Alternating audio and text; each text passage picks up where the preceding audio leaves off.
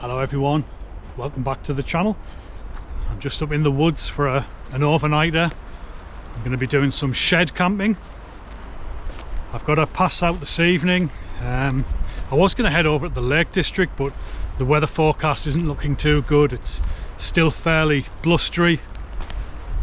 There's no kind of storm warnings in place, but the wind speed's going to be getting up, even in this area, to 30 plus miles an hour tonight, and a bit more over the west in the lake. So I thought, you know, I don't fancy sleeping in a tent on the side of a fell, getting battered by the wind all night. So I've come up to the woods. Got a few jobs to do. I've got to cut some firewood to see me through this evening. I've got to fill the truck full of firewood to take home for the wood burner, and I've got some beers to test, some Scottish beers from Strathcarron Brewery which were sent to me, so I'm looking forward to those. And I'm gonna try and cook a steak over a campfire, hopefully, but not under the parachute. My little bushcraft camp that I was developing, that didn't fare too well during the storms. The parachute collapsed, so I've got the Snow Peak fire pit with me, and I'm gonna find a little place to set that up. I'll just show you the parachute. What happened was I originally had it hoisted up on a rope, but the constant friction on the rope caused the rope to split and the parachute came down. So then what I done was I propped it up with a solid birch tree, a young birch tree actually, and that was doing pretty well until it snapped. So when I came the other day, the parachute was just lying on the ground.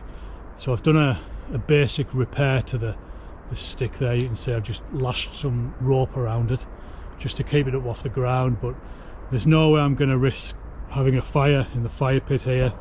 Just in case it comes down, it'll be a right disaster.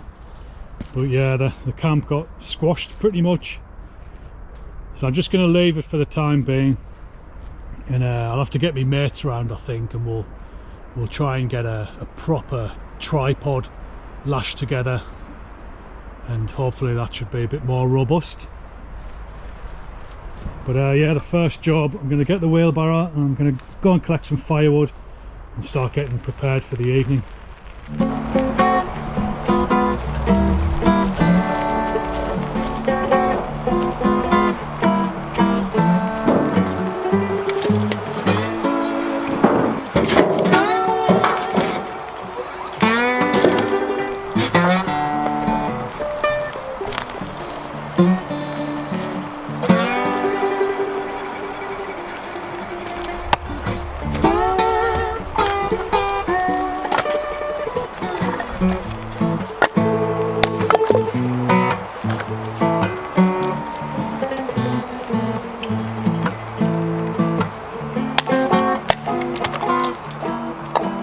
So I've pretty much got all the wood prepped, at least I think I have. One problem with prepping wood is that as soon as you start to get warm, and then you think, do I really need that much wood because it's quite warm? And then you cool down and then you start panicking about running out of wood. So I think I've got enough, but we'll see. So I'm going to set the tarp up now, and might even get the fire on, get the Snow Peak on the go. But the wind's coming in from the west, which is in north's up there. Never eat shredded wheat. So that's the west. So what I'm going to do is try and use the cabin as a bit of a windbreak, and there's some snow and some wintry showers forecast for later on around tea time. So I think I'll put a tarp up here, and hopefully the shed should break the wind.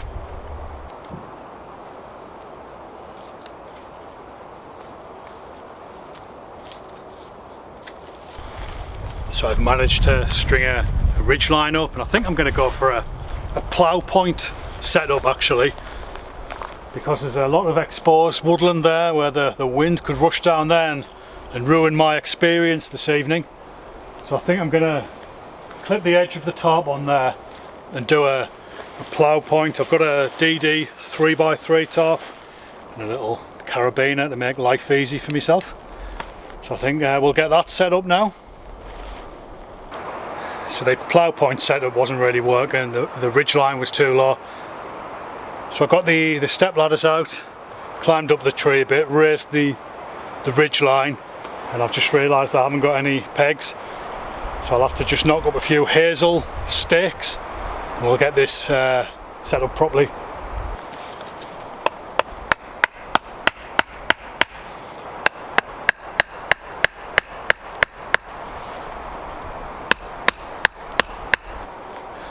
So the tarp is set up. That should keep the wind off the fire, but it's getting on a bit now. I'm not really sure what time it is. I think it's about 3:30. We're towards the end of February, so I think it stays light till about 6 o'clock, so it's not too bad. I think the next move is to set the fire up and get my chair in there, just get ready for this evening.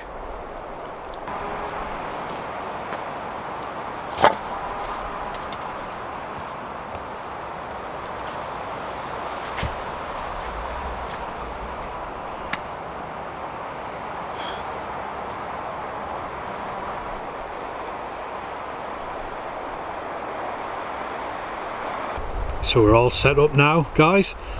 We've got the throne there, got some firewood, we've got some dinner, we've got some Scottish beers and the Snow Peak fire pit, which I haven't used for a long time actually. I think the last time I used this was in Norway 2 or 3 years ago. So I'm looking forward to getting this back on. The wind seems to have died down a little bit, it's not too bad, but the weather forecast still says it's going to pick up later on. So it's time to get the fire on, I think now. I'm just going to use one of these little wood wool fire lighters. Really good fire lighters these. That's if I can strike a match. The matchbox seems to have got a bit damp.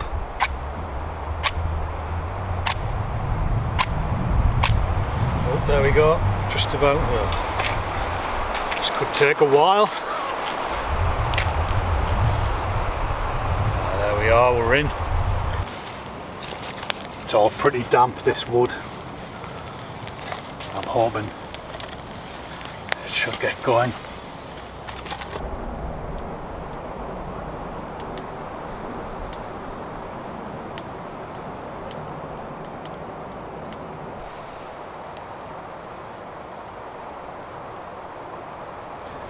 The fire seems to be going well. The wood isn't very dry, it just gets so damp up here. But because it's so windy, the fire is getting quite a bit of oxygen. So hopefully we'll end up with a good bed of coals. So if I don't ignite myself beforehand.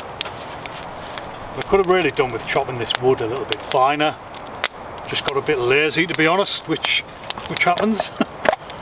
I mean, big chunks like this, they'll burn when the fire gets going, but they might struggle at the minute.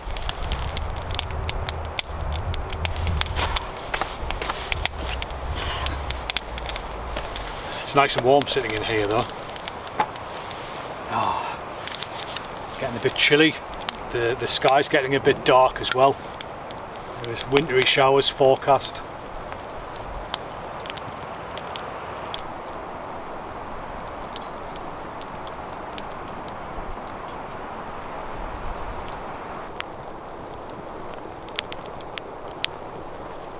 Well folks, it's almost 5, so it's beer o'clock, and I've got to give a big shout out to Gordy and Fiona, who live up on the west coast of Scotland by Loch Carron, where we were on Christmas Day.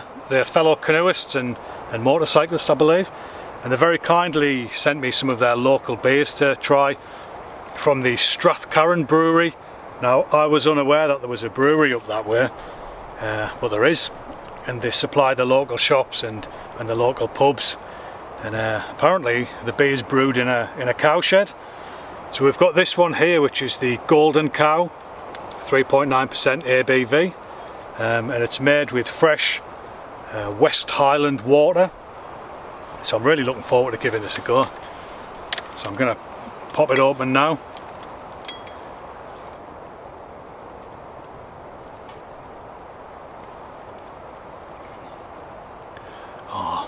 beautiful. Yeah, that's fantastic. Oh yeah, that's really nice. Classic real ale. Mellow, slightly bitter. Oh, it's beautiful. I'll just give you a look at the other two as well. You've got the red cow, which is I'm guessing slightly darker, and then you've got the black cow, which looks to be more of a stout. So I'm really looking forward to giving these a go. So thanks guys, really appreciate it. It's very kind of you. Cheers.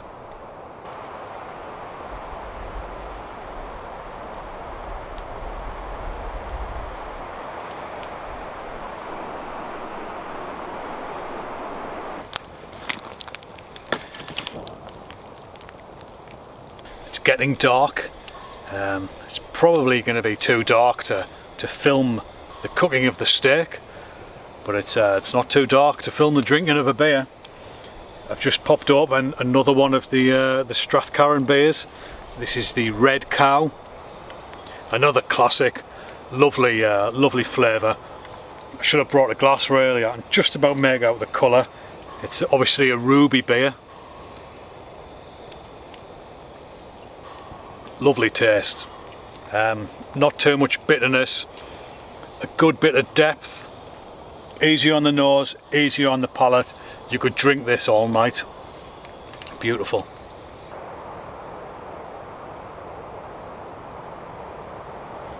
So this is the Coleman Powerhouse 295 lantern. I've had it for a good few years now, and it's really good. The only thing is, it does, I don't know if the microphone's picking it up, it does make a bit of a noise, but the amount of light that it puts out is it's amazing when you turn it up full blast. I mean, it's obviously it's lighting this little tarp area up, but you can put it out there and it'll give you about 30 foot's worth of light. It's fantastic. I've never tried petrol in it though, but I think you can use. Yeah, unleaded you can use in it. I just tend to use the Coleman fluid that they sell.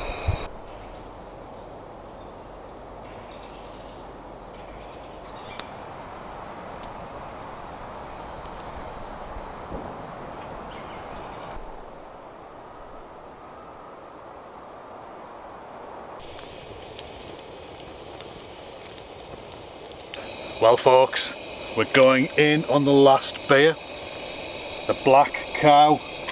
I'm looking forward to this one.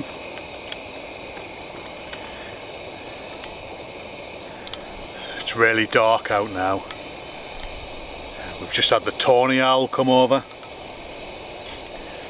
but I don't think the mic on the camera is sensitive enough to kind of pick the call up, but I might try later on if he comes back through.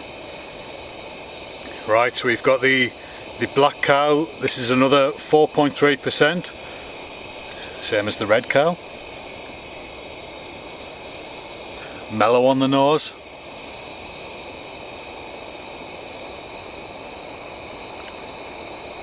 Oh, beautiful. Oh, that is nice. Just classic beers these are. Classic real ales. You could drink them all night. And I'm sure many a Scotsman has.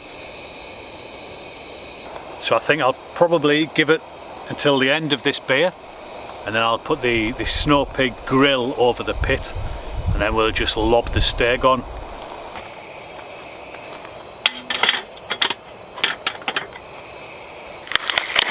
We're just going to get a little bit of olive oil onto the steak.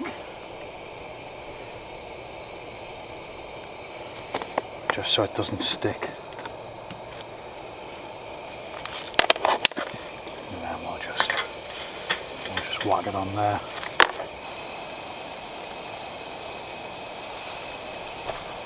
Welcome to shed life.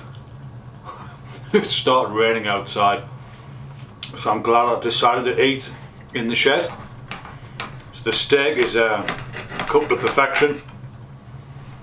and I put the wood burner on about 25 minutes ago, so the shed's nice and warm.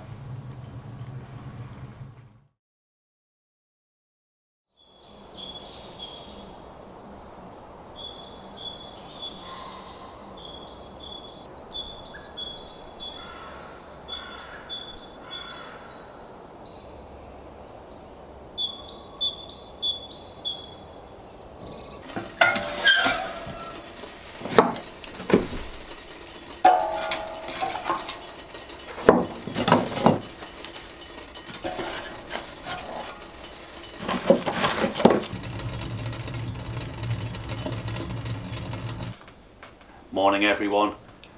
So it was a peaceful night in the shed. I went to sleep around 10:30 and the wind was blowing pretty strong, but I woke up this morning around 8 o'clock and it's a glorious day outside. The wind has completely died down, so I've got a few jobs to do today, but I'm just going to relax and finish my coffee first and then we'll head out.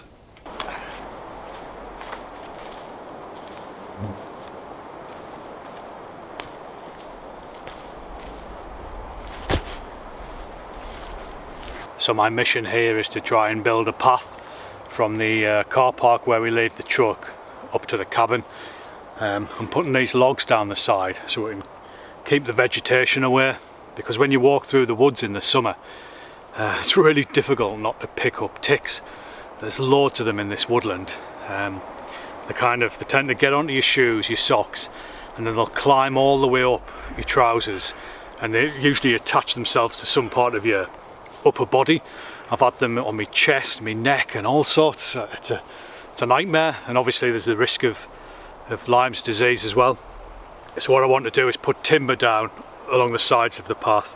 Obviously the more we walk on it, the more it will wear down, and we can just keep the vegetation away, so we've got a clear run through to the shed in the summer months. And I'll try my best not to walk in the woods. I think I've tried all kinds of chemicals, but nothing seems to deter them, to be honest. Well, it's lunchtime and I've got a dehydrated meal here. This is the fire pot chili con carne with rice. It's out of date. It expired on the 28th of November last year, so it needs to be eaten really.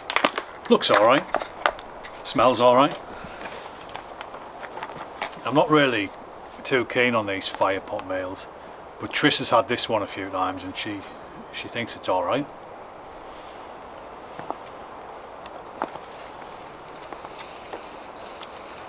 It's not too bad actually.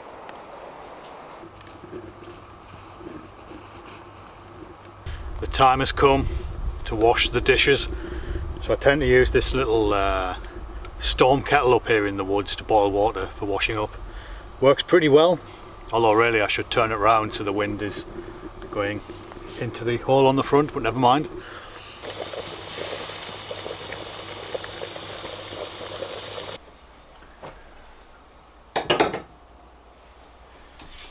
Well folks, I think this episode of Shed Life is coming to an end. I've done a bit of tidying up in the shed and I've done quite a bit of work in the woodlands, but I think it's time to head back now. It's mid-afternoon and I want to try and avoid the rush hour traffic.